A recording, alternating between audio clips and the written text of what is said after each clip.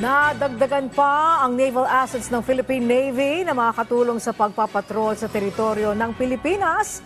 Si Patrick De Jesus sa sentro ng Balita Live. Yes, Angelic, dalawang bagong barko ng Philippine Navy ang formal ng ikinomisyon sa serbisyo ngayong araw. Ang mga ito ay ang BRP Valentin Diaz at BRP Ladislao Diwa na magiging bahagi ng Alvarez Patrol Class Vessels. Pinangunahan ni Defense Secretary Gilberto Teodoro Jr. ang christening at commissioning ceremony ng mga nasabing barko dito sa Philippine Navy Headquarters sa Maynila. Ang mga ito ay donasyon ng Estados Unidos. Sa ilalim yan ng excess defense articles na pawang dating Cyclone Class Patrol Vessels ng US Navy. Ang BRP Valentin Diaz at BRP Ladislao Diwa ay may habang 55 metro at madaling makakapagmaniobra sa coastal at mas mababaw na bahagi ng karagatan na siyang akma sa patrol operations at surveillance. Tiniyak ng US Angelic ang patuloy na suporta sa ating sandatahang lakas at patunay nga rito ang mga bagong donate nila na mga barko. As the Philippines continues its courageous stand to uphold the international order and defend its rights in the West Philippine Sea, rest assured, the United States stands with you in this all-important endeavor. Nagpasalamat naman dito si Secretary Teodoro. Binigyang diin niya ang kahalagaan ng pagpapalakas sa ating kakayahan at anya, ang diplomasyang walang matibay na spinal cord ay itutulak lamang tayo ng itutulak.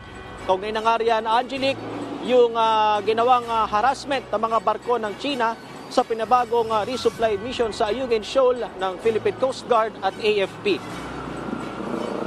Nangingibabaw po ang malalakas sa mahihina sa demokrasya.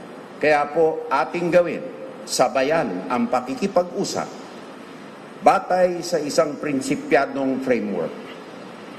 Sa likod nito, sabayan natin ng katatagan ng ating bansa, katatagan ng ating hukbong sandatahang lakas ng Pilipinas. Kaugnay nito, sinabi ni Teodoro na nagkakaroon ng re-strategization o re-horizoning sa modernisasyon ng AFP. Ito ay para matiyak na mga kinukuhang asset ay talagang magpapalakas sa ating depensa. Kailangan ay ang modernisasyon na hindi piecemeal, kailangan interoperable at kailangan ito ay magkakaroon ng diferensya sa ating credible deterrent posture. Hindi yung pakitang tao lamang, kung hindi tunay na modernisasyon. Angelic, ang mga bagong barko nga, ang BRP Valentin Diaz at BRP Ladislao Diwa ay gagamitin para sa coastal patrol operation sa mahalagang bahagi ng ating karagatan at iba pang naval and humanitarian and humanitarian and disaster relief operations.